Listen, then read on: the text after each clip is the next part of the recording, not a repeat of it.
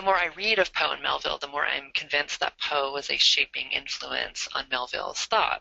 So I'm going to spend most of my time on Melville discussing an obscure novel called Mardi, which he published in 1849, although we will end with a scene from Moby Dick.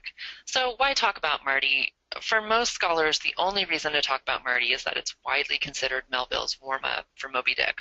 Some of you may know that Melville had signed on as a sailor to a 4-year whaling cruise, but jumped ship midway and lived briefly among cannibals in the Marquesas Islands. And after he made his way home, he published 2 books about those adventures, Typee and Omoo.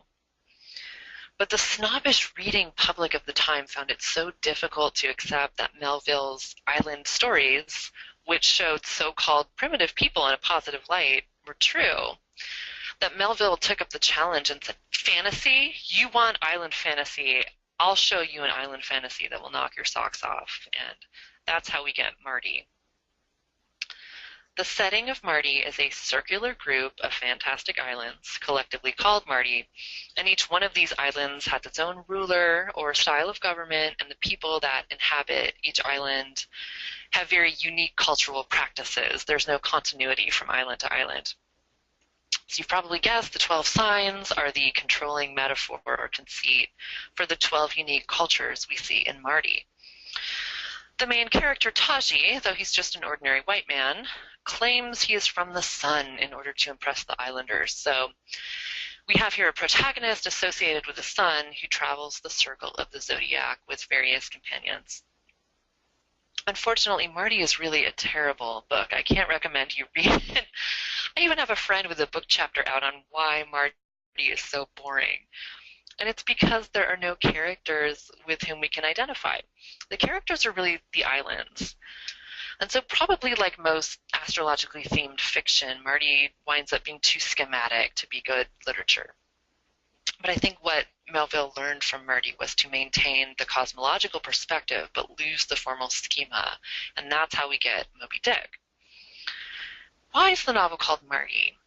It seems to me that no critics have jumped at the obvious interpretation that Mardi might be a fantasy about life on Mars, since Mardi is the French word for Tuesday, and French is a language that preserves the old planetary associations in the days of the week. That's certainly the direction I would take if I pursued more research on this novel.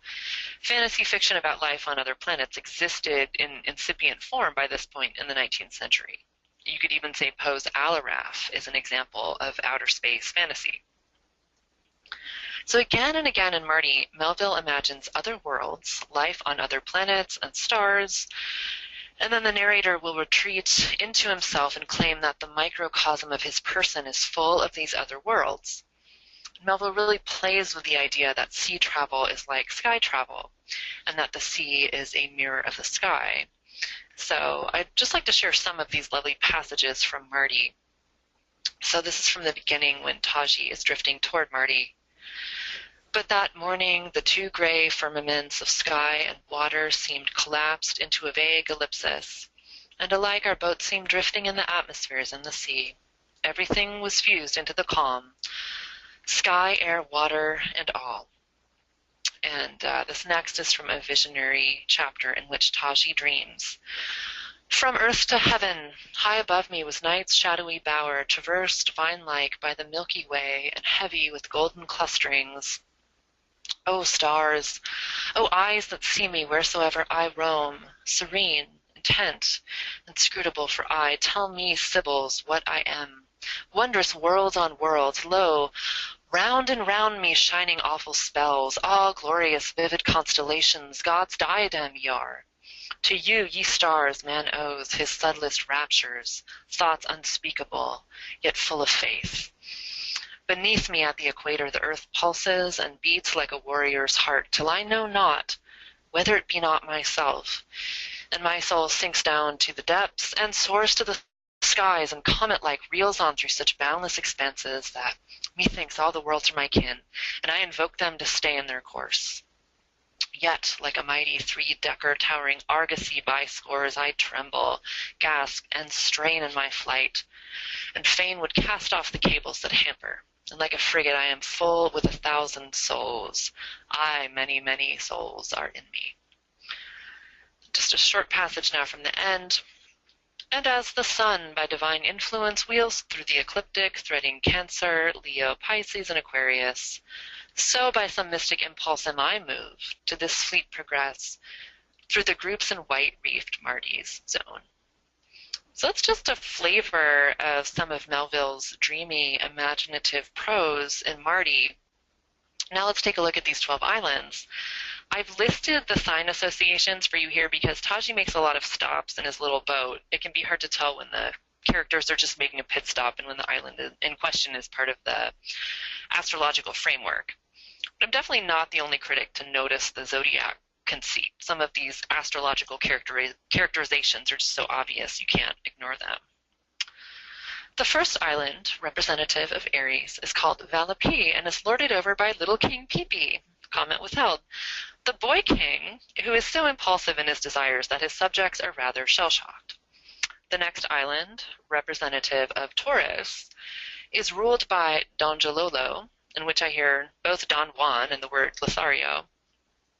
Don Jalolo is so attractive and feminine that he's nicknamed the girl, but he's also quite the lover. He has 30 wives, one for each day of the month.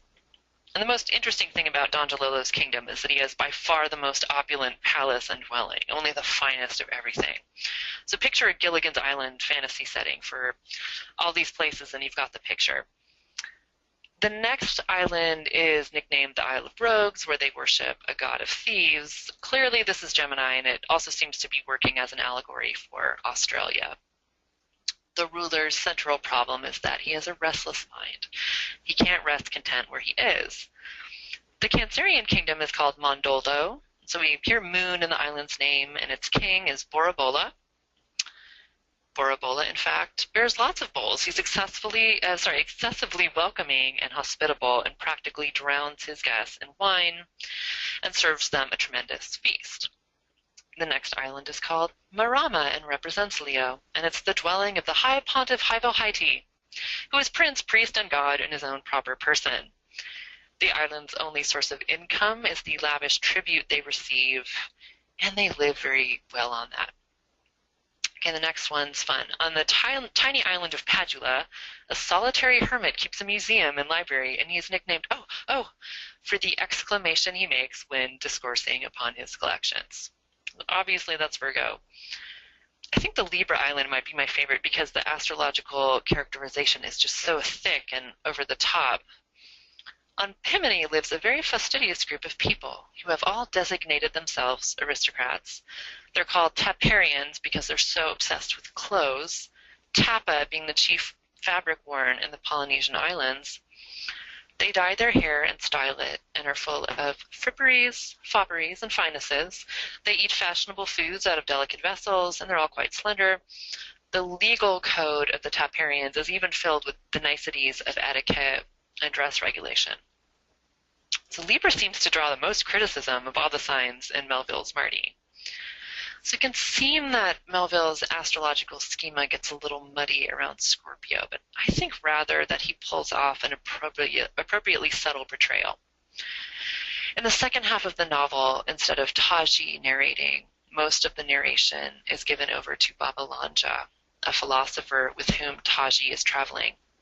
The island that represents Scorpio is just an unadorned black rock jutting out of the ocean.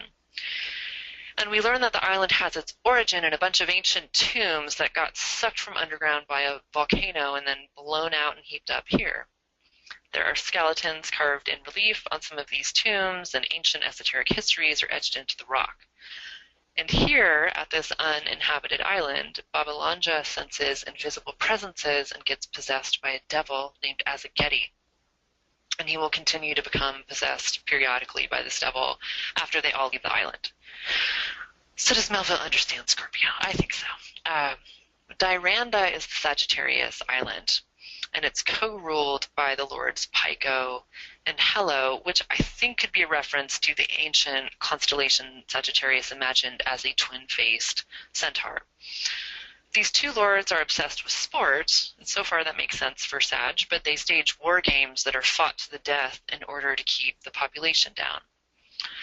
So again, I think Melville is picking up on some more ancient ideas of Sagittarius as a sanguinary sign. The Capricorn realm is called Dominora and is ruled by King Bello. So Melville leaving off all subtlety here. Dominora is also clearly working as an allegory for the British Empire. King Bello is addicted to colonizing every island he can land on, what Melville calls his territorial acquisitiveness. Okay, and now another fun part. The Aquarius Island is a republic and functions as an allegory for America. It's called Vivenza, and the people are immensely proud of their temple of freedom. They greet their guests with this boast. Saw ye ever such a land as this? Is it not a great and extensive republic? Pray observe how tall we are. Just feel of our thighs. Are we not a glorious people? Here, feel of our beards. Look round, be not afraid. Swear now that this land surpasses all others.